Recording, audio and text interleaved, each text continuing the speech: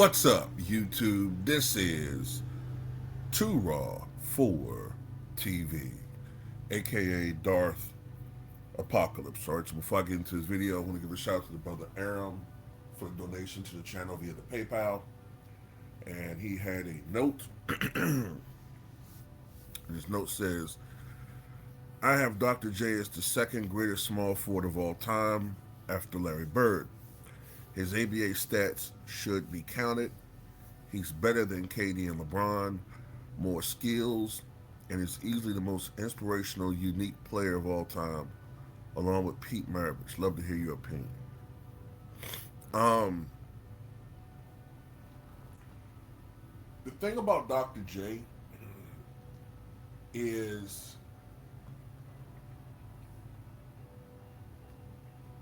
I'm sorry. I'm just speaking how I feel about this. Not everybody, but up until my generation, there was an appreciation of the game of basketball for its history. And you didn't hear all this bullshit about the evolution of the game and, oh, everything that's happening now is the result of what happened before.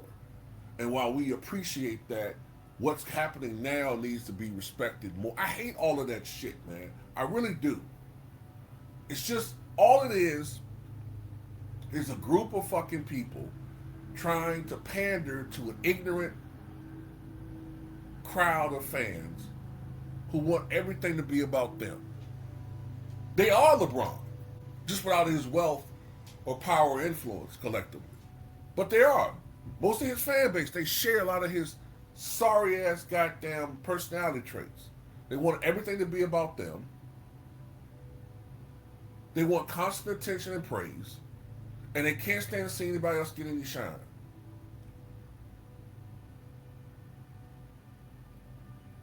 So they don't care about Dr. J. They don't care about Bill Walton. They don't care. All they want is to have the media suck LeBron, KD, and Steph Curry's dick all day, every day. And they be satisfied. And if you're not doing those things, then they label you a hater. It's the most despicable, the most sickening time period of sport ever.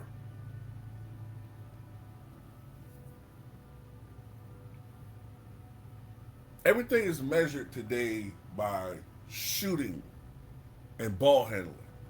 That's considered skill. Not being able to play defense, not post play, not rebounding, because those are non-guard or perimeter orientated skills. Today's low IQ fan base is conditioned and brainwashed to only look at outside shooting as skills. Julius Erving was not a great outside shooter. Nor would you expect him to be if you could do any little amount of thinking when he played and the game was orientated in the paint and mid-range. Why would he shoot three-pointers when that wasn't how they played back then and would not have been conducive to winning in that era? But you got low IQ people who don't seem to comprehend that.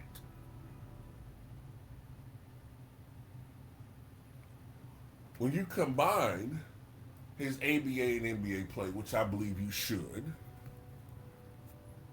he definitely has a case for top two small forward of all time. And unlike some people, he definitely wasn't padding his stats. We know in the NBA he wasn't padding his stats. He didn't score 50. Not one time in the 11 years he played for the Philadelphia 76ers. His career high in the NBA was 45. When you look at the resume, NBA champion, two-time ABA champion,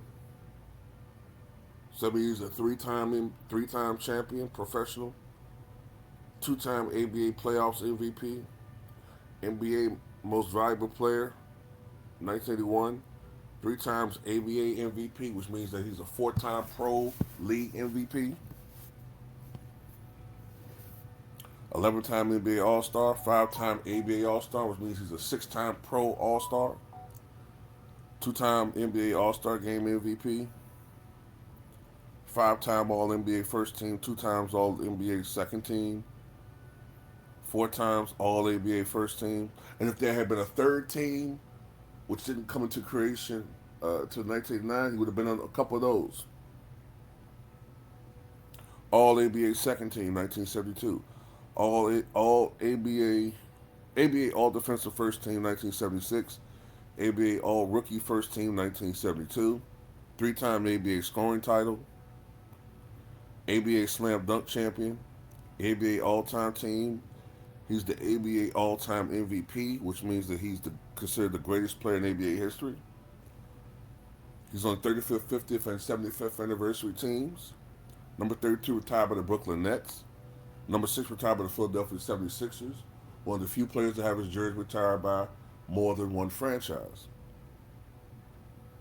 Third team All-American in college with, I think, with Massachusetts, University of Massachusetts Minutemen, I think they're called. And his number 32 retired by them. When you combine his stats in the ABA and NBA, 30,026 points, 10,525 rebounds, 5,176 assists. He's in the Basketball Hall of Fame and the Collegiate Basketball Hall of Fame. When you look at his stats a little bit further,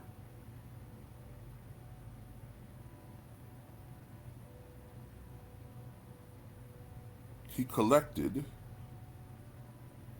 1,941 blocks and 2,272 steals in 16 years of play. And one of the things that made Julius Erving very unique is that essentially, when you look at his game, more post predicated. This is a guy that could dunk on anybody with fluidity and power, being a grace to his game, with the long arms, the huge hands. Even though he was 6'7" and 210, 205 or so, he was essentially a power forward in a small forward's body, because that's essentially how he played. He was a great rebounder. He was an underrated shot blocker. He was a very good defensive player.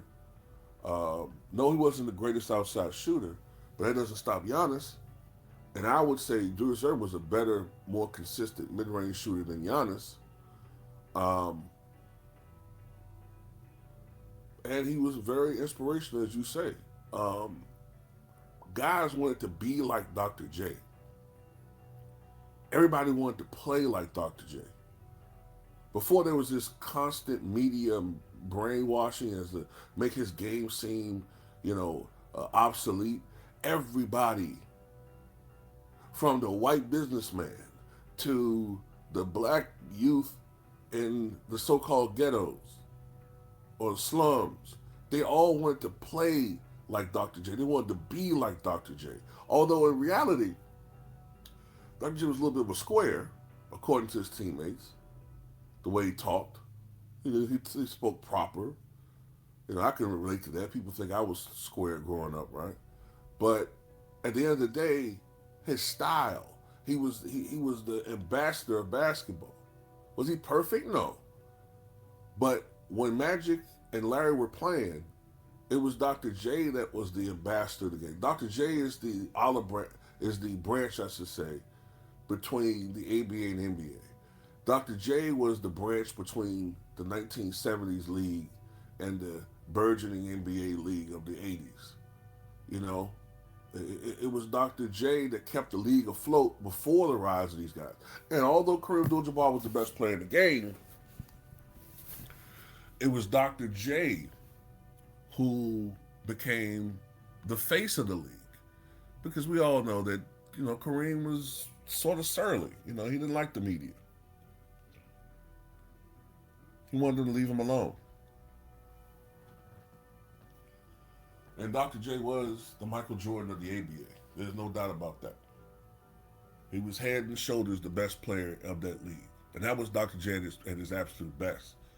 Because by the time he joined the NBA, he started having knee problems. I mean, he was still great. Don't get me wrong. Obviously, he was still tremendous. He won the MVP award in '81. But the Dr. J of the ABA, when he was 22 to 26, that's the Dr. J that was dunking on everybody consistently, which led to his knee problems. But yeah, he went against. Don't get me wrong, Dr. J had some great teams in Philadelphia. Sometimes even super teams. But Magic had a super team. Bird had a super team. Milwaukee, who was led by the now late Don Nelson, may he rest in peace. They had a great team. He went up against great competition, and at the end of the day, while you could say he didn't win as much as you wanted him to do or wanted him to in the NBA, he did win a championship. So he verified his NBA greatness. And before I end this video, do you know? And I couldn't believe when I heard Dreams Pro say this. Do you know they got polls out now that's already putting LeBron on the same level as Dr. J, Allen Iverson, Charles Barkley, and other all-time Philly greats? Do you know that?